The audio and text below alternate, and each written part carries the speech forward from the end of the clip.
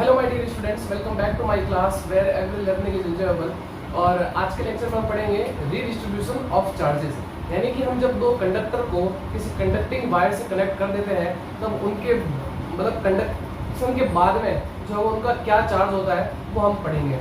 ठीक है, वैसे कंडक्शन के बारे में हम जो है वो फर्स्ट चैप्टर के अंदर पढ़ चुके हैं, है ना।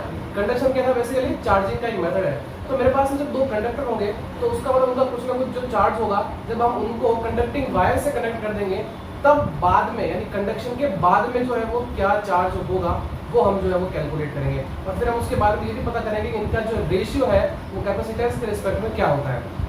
और उसके बाद में आज का हमारा लास्ट टॉपिक रहेगा वो आएगा एनर्जी लॉस। यानी कि सेम वही है कि जब हम किन्हीं दो कंडक्टर को अगर किसी कंडक्टिंग वायर से अगर हम कनेक्ट करते हैं तो वहाँ पे कुछ ना कुछ क्या होता है, एनर्जी का लॉस होता है। तो वो भी जो है वो हम सीखेंगे।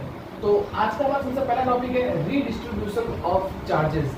तो आइए शुरू करते हैं इसको और समझते हैं कि है क्या ये। ठीक है, तो ये मेरे पास में क्या है, दो कंडक्टर है जिसकी पहले की रेडियस है r1 और दूसरे की है r2। ए और ये बी कंडक्टर मेरे पास में है। ठीक है, ये जो सिचुएशन है ये है मेरे पास में क्या, बिफोर कंडक्शन। और ये मैंने क्या किया, इनको एक कंडक्टिंग वायर से जो है मैंने कनेक्ट कर दिया। तो ये कौन सी जो है वो सिचुएशन है वो है आफ्टर कंडक्शन। ठीक है, तो अब देखो यहाँ पे क्या होता है, अगर मैं बात करूँ कि इसकी कैपेसिटेंस की, अगर मैं बात करूँ इसका कैपेसिटेंस की, तो इसका कैपेसिटेंस क्या होगा C1 और इसका कैपेसिटेंस क्या होगा C2। और इसका आफ्टर कंडक्शन भी इसका कैपेसिटेंस C1 रहेगा और इसका क्या रहेगा C2। बिकॉज क्यों, क्योंकि हमें फॉर्मूला पता है C is equal to 4πε0 into R। तो हम रेडियस को तो चेंज कर नहीं रहे, तो कैपेसिटेंस भी क्या रहेगा, वही तो रहेगा। तो C1 किसके प्रोपोर्शनल हो जाएगा यहाँ पे, R1 के, और C2 किसके प्रोपोर्शनल हो जाएगा यहाँ पे R2 के। C1 R1 के प्रोपोर्शनल और C2 R2 के प्रोपोर्शनल। सो यहाँ पे हम जब इसको तार से कनेक्ट कर देंगे कंडक्टिंग वायर से तो इनकी कैपेसिटेंस में जो है कोई फर्क नहीं आएगा ना। अब बात करते हैं यहाँ पे चार्जेस की। तो चार्जेस की जब मैं बात करूंगा तो इस पे चार्ज मैंने मान लिया Q1, इस पे चार्ज मैंने मान लिया Q2। बट आपको पता है कि जब हम कंडक्शन का जब हमने मेथड पढ़ा था तो आपको ये मैंने ये बताया था कि हम जब दो कंडक्टर को आपस में कनेक्ट करते हैं, ठीक है ना, या हम उसको दोनों को आपस में ऐसे जो कांटेक्ट कर रहा है या हम किसी जो कंडक्टिंग वायर से जोड़ दें तो उनका चार्ज क्या होता है, डिस्ट्रीब्यूट हो जाता है। मतलब अगर मान लो इसमें कुछ चार्ज है, इसमें कुछ चार्ज है, तो दोनों का जब हम कनेक्ट कराएंगे तो चार्ज क्या हो जाता है, यहाँ पे डिस्ट्रीब्यूशन हो जाता है।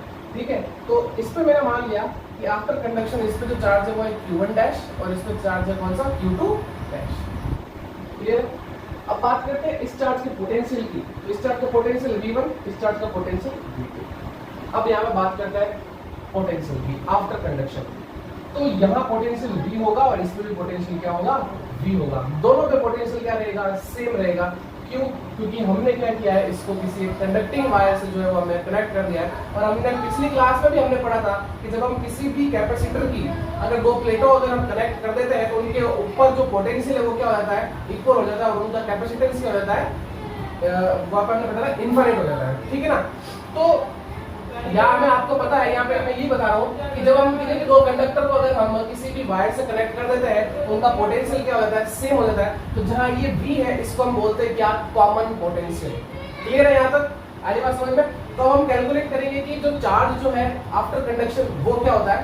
तो चलिए, तो अगर मैं सबसे पहले यहाँ बात करूँ कि चार्ज बिफोर कंडक्शन, ठीक है ना, charge before conduction, charge before conduction. तो देखो चार्ज बिफोर कंडक्शन क्या होगा, ठीक है। तो आपको पता है Q इक्वल टू क्या होता है, CV। तो इसका मतलब यहाँ से मेरे पास में Q1 इक्वल टू क्या हो जाएगा, C1V, और Q2 इक्वल टू क्या हो जाएगा, C2V। ना अगर मैं बात करूँ टोटल चार्ज की, अगर मैं बात करूँ टोटल चार्ज की तो क्या होगा मेरे पास में Q1 प्लस Q2, ये तो होगा Q1 प्लस Q2, और वो हो जाएगा क्या, C1V प्लस C2V। ये मेरे पास में क्या है, total charge before conduction. Now अब बात करता हूं मैं charge after conduction, charge after conduction. तो देखो आफ्टर कंडक्शन जो है वो चार्ज मेरे पास में है वो क्या होगा, तो देखो Q1 डैश, तो Q1 डैश मेरे पास हो जाएगा, सॉरी यहाँ पे V1 आएगा और यहाँ पे V2 आएगा, यहाँ पे V1 आएगा और यहाँ पे V2 आएगा, बिकॉज C1 V1 और C2 V2। ठीक है, according to formula. So Q1 dash मेरे पास हो जाएगा क्या, यहाँ पर C1 V, और Q2 डैश मेरे पास हो जाएगा क्या, C2V। नाउ अब बात करूं मैं टोटल चार्ज की, तो टोटल चार्ज मेरे पास में आफ्टर कंडक्शन वो क्या हो जाएगा, Q1 dash plus Q2 dash is equal to C1V plus C2V। इन दोनों से देखो क्या कॉमन आ रहा है, यहाँ से जो है वो V कॉमन आ रहा है, तो मैं V को क्या करता हूँ, कॉमन ले लेता हूँ। तो यहाँ से हो जाएगा C1 plus C2 into V। ये है मेरे पास में charge after conduction, total charge, ठीक है। अच्छा मुझे एक चीज बताइए कि जो चार्ज पहले था और जो चार्ज बाद में था वो सेम रहेगा या अलग अलग होगा? क्या चार्ज को आप क्रिएट कर सकते हो, क्या आप उसको डिस्ट्रॉय कर सकते हो? नहीं, ये हमने पढ़ा है चार्ज की प्रॉपर्टी में।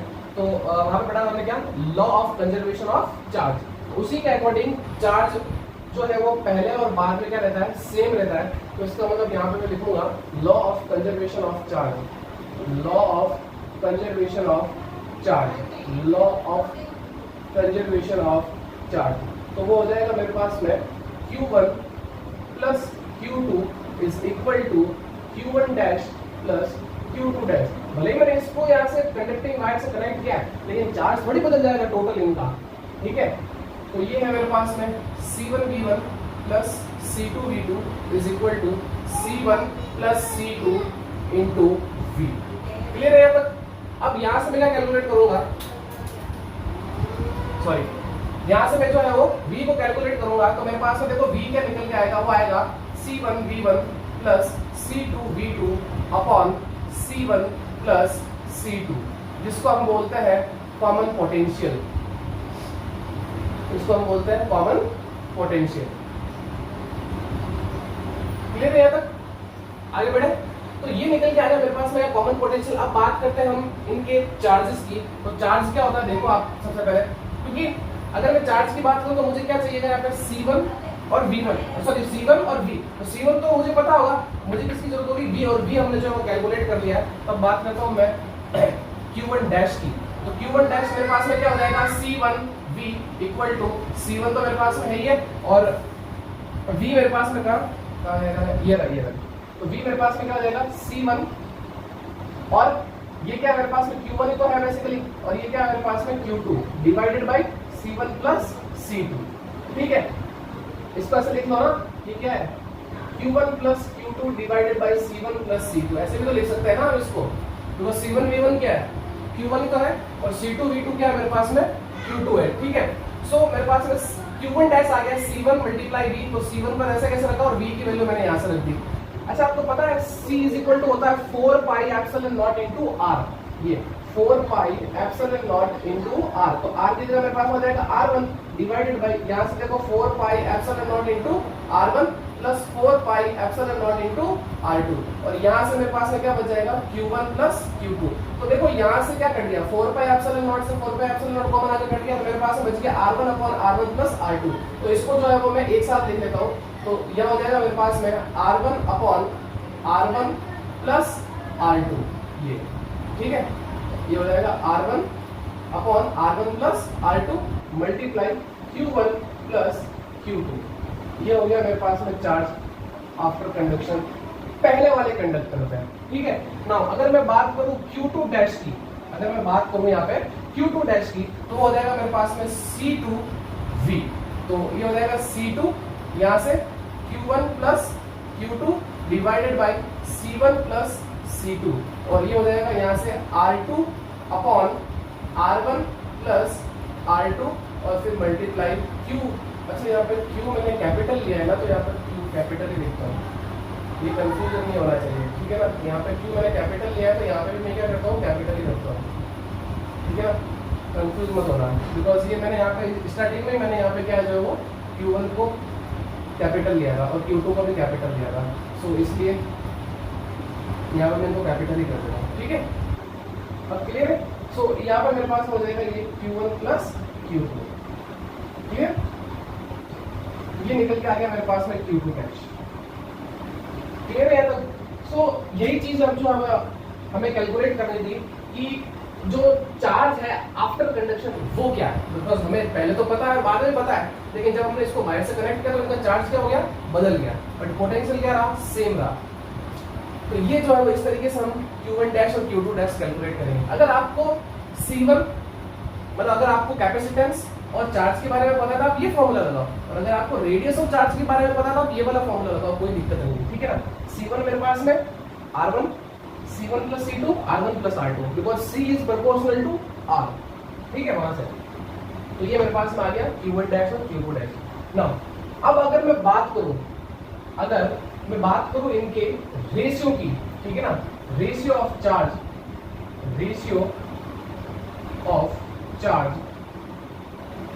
आफ्टर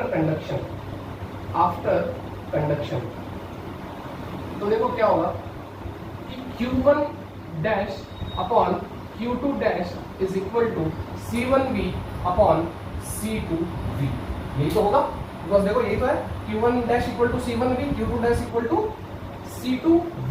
तो देखो यहाँ से ये मेरे पास में V से V कैंसिल आउट हो जाएगा, ठीक है ना, ये V से ये V कैंसिल आउट। तो फाइनली जो मेरे पास में चार्जेस का जो रेशियो है वो है Q1 dash upon Q2 dash is equal to C1 upon C2। ये वेरी इंपॉर्टेंट रिजल्ट है, आप इसको याद रखना। बोर्ड एग्जाम में जो है वो पूछा जाता है कि जब हम किन्हीं भी दो कंडक्टर को अगर हम किसी कंडक्टिंग वायर से कनेक्ट कर देते हैं तब उनका जो है वो चार्जेस का रेशियो क्या होता है, तो वो जो चार्जेस का जो रेशियो होता है वो उनके ही कैपेसिटेंस के रेशियो के इक्वल होता है। क्लियर है यहाँ तक? इतना नोट करिए। फिर हम बात करते हैं इनके पोटेंशियल की, यानी कि इनका जो पोटेंशियल होता है V1 और V2 उनका क्या रेशियो होता है वो भी हम कैलकुलेट करेंगे, ठीक है ना। तो फटाफट इसका स्क्रीनशॉट लीजिए, फिर हम आगे बढ़ते हैं। सो स्टूडेंट्स, बात करते हैं अब हम कि जब हम रिडिस्ट्रीब्यूशन ऑफ चार्जेस में जो उनके पोटेंशियल में जो चेंज होता है उसका क्या रेशियो होता है, ठीक है ना। तो उसको जब हम कैलकुलेट करते हैं तो सबसे पहले मैं ये कंसीडर करता हूँ कि if V1 is greater than V2, ये मैं मान के चलता हूँ कि V1 जो क्या है वो V2 से बड़ा है। आप V2 को ग्रेटर देन V1 भी ले सकते हो, कोई दिक्कत नहीं है, सेम आएगा उनका रेशियो भी, ठीक है। सो अगर मैं ये मान के चलता हूँ कि V1 is greater than V2, so then क्या मैं ये कह सकता हूँ कि V1 is greater than V2, where V क्या है, कॉमन पोटेंशियल। V क्या है, कॉमन पोटेंशियल, इन दोनों का कॉमन पोटेंशियल। अब बात करता हूँ मैं change in potential of conductor A, तो उसको मैं कैसे लिखूंगा, तो ध्यान से देखना। हो जाएगा मेरे पास में क्या, डेल्टा V1। आपको पता है कि चेंज यानी हम क्या करना, माइनस बेसिकली, है ना। तो क्या करेंगे हम, बड़े में छोटे को माइनस करते हैं। तो पहले वाले कंडक्टर में, एक कंडक्टर में जो चेंज हुआ पोटेंशियल में, वो क्या होगा मेरे पास में, V1 माइनस V, ये तो होगा। So delta V1 is equal to V1 और V को मैं कैसे लिखूंगा, C1V1 plus C2V2 upon C1 plus C2। यह भी मैंने कैलकुलेट किया थोड़ी देर पहले, है ना ये। तो अब इसका एलसीएम ले लेते हैं यहाँ पे। So delta V1 is equal to LCM होगा तो ये हो जाएगा C1V1 प्लस C2V2, ये माइनस, इसको भी माइनस बना देगा अंदर वाले को। सो C1V1 और फिर माइनस C2 और V2, यहाँ देखते हैं एक बार, C1V1 और ये हो जाएगा C2V1 divided by C1 plus C2, ठीक है। तो देखो क्या कर दिया, C1V1 से C1V1 कैंसिल आउट हो गया और इन दोनों से देखो क्या कॉमन आ रहा है, C2 कॉमन आ रहा है। So delta V1 is equal to C2 को कॉमन ले लिया और ये हो गया V1 minus V2 upon C1 plus C2। Clear? इसको दे देते हैं हम इक्वेशन नंबर 9। अब हम बात करते हैं कि change in potential of conductor B, उसमें क्या हुआ। So change in potential of conductor B, तो उसको मैं क्या लिखूंगा, डेल्टा V2, और वो होगा मेरे पास में क्या, V माइनस V2। देखो अब इन दोनों में से बड़ा कौन है, V तो बड़ा है, तो चेंज इन पोटेंशियल क्या होगा मेरे पास में, V माइनस V2, और यहाँ पे क्या था, V1 माइनस V। अरे बात समझ में। So V minus V2, so delta V2 is equal to V की वैल्यू वही C1V1 plus C2V2 divided by C1 plus C2 और फिर माइनस V2। तो अब इसका करना अपन एलसीएम ले लेते हैं। सो डेल्टा V2 हो जाएगा मेरे पास में C1V1 plus C2V2 minus C1V2 और फिर minus C2V2 divided by C1 plus C2। तो एलसीएम होगा, देखो क्या हो जाएगा, C1V2 और फिर C2V2 बिकॉज माइनस है ये, तो इसको क्या कर देगा, माइनस बना देगा, बाहर माइनस है ना। तब देखो ये C2V2 से ये C2V2 कैंसिल आउट हो गया, so delta V2 is equal to, देखो इन दोनों में से क्या कॉमन आ रहा है, C1 कॉमन आ रहा है, सो ये हो जाएगा V1 minus V2 upon C1 plus C2। ठीक है, ये हो गई मेरे पास में इक्वेशन नंबर सेकंड। नाउ हम क्या करते हैं, दोनों को जो है वो डिवाइड कर देते हैं, इक्वेशन 1 डिवाइडेड बाय इक्वेशन 2। सो देखो क्या हो जाएगा, delta V1 upon delta V2। तो देखो डेल्टा V1 ये है मेरे पास में, तो देखो क्या है, C2 V1 minus V2 divided by C1 plus C2 upon C1 V1 minus V2 divided by C1 plus C2। ठीक है, तो देखो ये चीजें कट जाएगी ना, देख लो V1 माइनस V2 से ये V1 माइनस V2 कट जाएगा, C1 प्लस C2 से ये C1 प्लस C2 कट जाएगा, तो आपके पास में क्या बच गया, C2 अपॉन C1। तो ये हो गया मेरे पास में delta V1 upon delta V2 is equal to C2 upon C1। अभी आपको पता है हमने थोड़ी देर पहले चार्जेस का रेशियो निकाला था आफ्टर कंडक्शन, वो क्या था मेरे पास में C1 अपॉन C2 है ना, Q1 dash upon Q2 dash क्या था, C1 अपॉन C2, बट यहाँ देखो delta V1 upon delta V2 क्या है, C2 अपॉन C1। क्लियर, यानी क्या है इसका मतलब इनवर्सली प्रोपोर्शनल है, ये देख लो आप। ठीक है, तो ये था चेंज इन पोटेंशियल का रेशियो, तो रीडिस्ट्रीब्यूशन चार्जेस में यही था। ठीक है ना, तो हमने सबसे पहले तो जो है वो चार्ज को कैलकुलेट कर लिया और फिर हमने ये देखा कि उनके जो पोटेंशियल है उसमें जो चेंज था उनका क्या रेशियो। क्लियर, तो आई होप आपको यहाँ तक समझ में आ गया होगा। नाउ अब हम आगे बढ़ते हैं कि एनर्जी लॉस क्या होता है। ठीक है ना, जब हम इन दो कंडक्टर को कंडक्टिंग वायर से कनेक्ट करते हैं तो उनमें कुछ ना कुछ एनर्जी लॉस होती है। वो क्या एनर्जी लॉस होती है और कितनी होती है वो अब हम जो कैलकुलेट करेंगे। सो फटाफट इसका स्क्रीनशॉट लीजिए, फिर हम जो है आगे बढ़ते हैं। सो स्टूडेंट्स, बात करते हैं हमारे आज के लास्ट टॉपिक की जो है एनर्जी लॉस। तो एनर्जी लॉस के बारे में आपको वैसे ही बताता हूँ कि मेरे पास में क्या थे, दो कंडक्टर थे। ठीक है, हम क्या पढ़ रहे थे इससे पहले, रीडिस्ट्रीब्यूशन ऑफ चार्जेस पढ़ रहे थे। तो उसमें मेरे पास में क्या थे, दो कंडक्टर थे, कंडक्टर ए और कंडक्टर बी। तो उनको मैंने क्या किया था, एक कंडक्टिंग वायर से कनेक्ट कर दिया था। तो जब हम दोनों कंडक्टर को किसी कंडक्टिंग वायर से कनेक्ट करते हैं तो वहां पे क्या होता है, एक तो हीट लॉस होता है और साथ ही वहां पे क्या होता है, एनर्जी लॉस भी होता है। और वो एनर्जी लॉस किसके कारण होता है, उस कंडक्टिंग वायर के रेजिस्टेंस के कारण। आरी बात समझ में, बिकॉज कंडक्टिंग वायर है तो उसका कुछ ना कुछ तो रेजिस्टेंस होगा, वही चीज। तो हम यहाँ पर यही पढ़ेंगे कि पहले जो है वो एनर्जी कितनी थी और बाद में जो एनर्जी थी उनके बीच में कितनी एनर्जी लॉस हुई है, वो हम जो है वो अब कैलकुलेट करेंगे या हम डेराइव करेंगे। ठीक है, तो देखो ये चीज मैंने लिखी है, इन redistribution process of charge, the charge flows through the conducting wire। Because जब हम दोनों कंडक्टर को किसी कंडक्टिंग वायर से कनेक्ट करते हैं तब चार्ज किसके थ्रू फ्लो हो रहा है, उस कंडक्टिंग वायर के थ्रू। ठीक है, so the some amount of energy is change in the form of heat. तो कुछ एनर्जी क्या हो जाएगी, उसकी हीट की फॉर्म में जो है वो मतलब चेंज हो जाएगी, और कुछ and some of energy is lost, और कुछ एनर्जी क्या होगी वहां पे लॉस होगी। ठीक है ना, कुछ एनर्जी तो हीट की फॉर्म में चेंज हो जाएगी और बाकी क्या हो जाएगी, एनर्जी की बाकी एनर्जी क्या हो जाएगी, वो लॉस हो जाएगी। तो ये होता किसके कारण, it is due to resistance of conducting wire. ठीक है, तो चलिए अब हम बात करते हैं एनर्जी लॉस के लिए। तो उससे पहले मैं बात करता हूं कि द पोटेंशियल एनर्जी, दी और एनर्जी कौन सी, पोटेंशियल एनर्जी। ठीक है ना, the potential energy before conduction. ठीक है, तो बिफोर कंडक्शन जो एनर्जी थी वो मेरे पास में क्या है, U। उसको मैं कैसे लिखूंगा, U1 प्लस U2। सिंपल है, सो U इक्वल टू हो जाएगा half C1 V1 square plus half C2 V2 square. Clear, because हमने एनर्जी के फॉर्मूले निकाले थे ना, है ना, हमने तीन फॉर्मूले निकाले थे, U equal to Q square upon 2C, half CV square plus half Q into V। ये तीनों इक्वल टू, ये तीनों फॉर्मूला हमने जो है वो कैलकुलेट किए थे। तो इसी को जो है वो मैं ले रहा हूँ, बिकॉज क्यों, क्योंकि मुझे कैपेसिटेंस और वोल्टेज के बारे में पता है, तो इसको मैं ये लेके चलूँ, या पोटेंशियल बोल दो। ठीक है ना, सो अब आगे बढ़ते हैं। तो ये तो हो गया मेरे पास में potential energy before conduction. Now हम बात करते हैं दी पोटेंशियल एनर्जी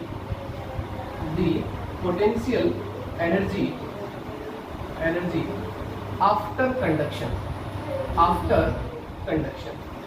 तो देखो क्या होगा, तो हो जाएगा मेरे पास में U डैश, तो हो जाएगा U1 dash plus U2 dash, because potential energy तो चेंज होगी जब हम उसको कंडक्टिंग वायर से कनेक्ट करेंगे, तो हो जाएगा U dash is equal to half C1 V square plus half C2 V square.